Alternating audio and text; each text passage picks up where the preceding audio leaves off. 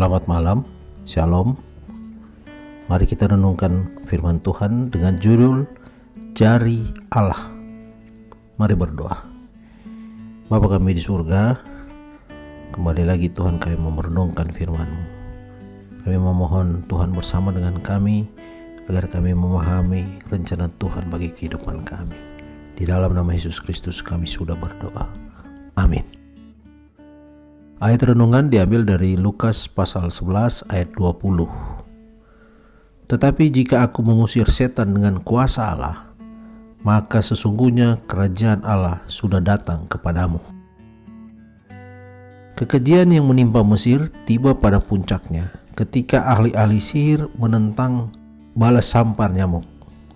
Mereka tidak sanggup. Mereka berkata kepada Firaun, "Inilah tangan Allah." Yang tidak sanggup dilakukan atau dipahami manusia berarti tindakan Allah. Orang meragukan sumber kuasa Yesus. Dari Allahkah itu?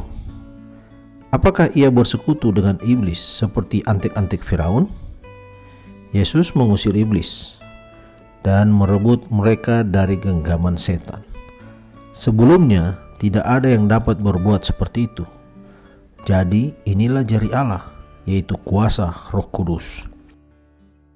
Aku yakin bahwa tiap hari tidak terhitung jumlah orang yang mencari dan mendapat petunjuk baru. Dari satu segi itu berarti mereka bertobat.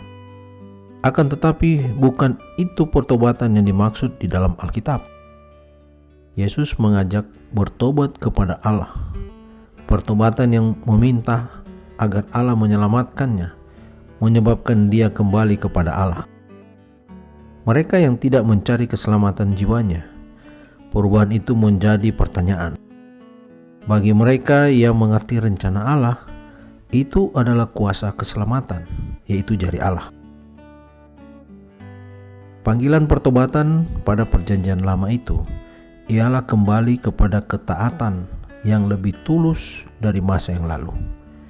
Yohanes Pembaptis mengajak orang bertobat kepada kerajaan yang akan datang.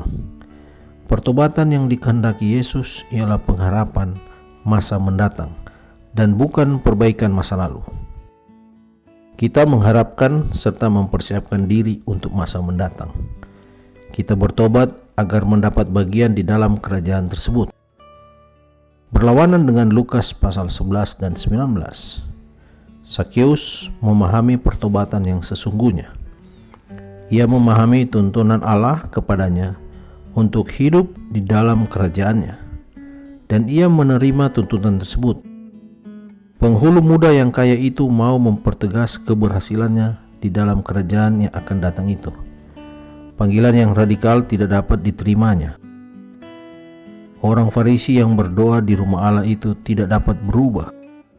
Ia mengukur dirinya dengan keadaan lingkungannya dan ia merasa puas dengan pencapaiannya.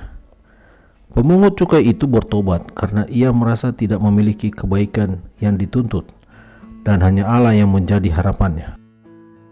Kesederhanaan asas pertobatan itu adalah demikian. Karena Allah sudah datang kepada manusia di dalam diri Yesus Kristus, maka manusia dapat datang kepada Allah. Ia mau memegang tangan kita.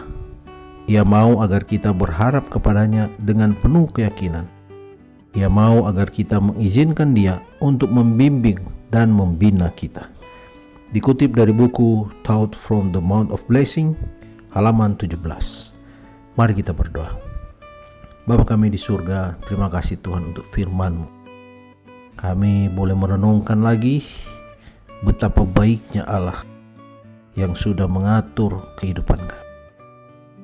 Biarlah Roh Kudus selalu bersama dengan kami Tuhan, agar kami boleh hidup menurut apa yang Tuhan rencanakan bagi kehidupan kami. Menjaga kami sepanjang malam hari ini, di dalam nama Yesus Kristus kami sudah berdoa. Amin.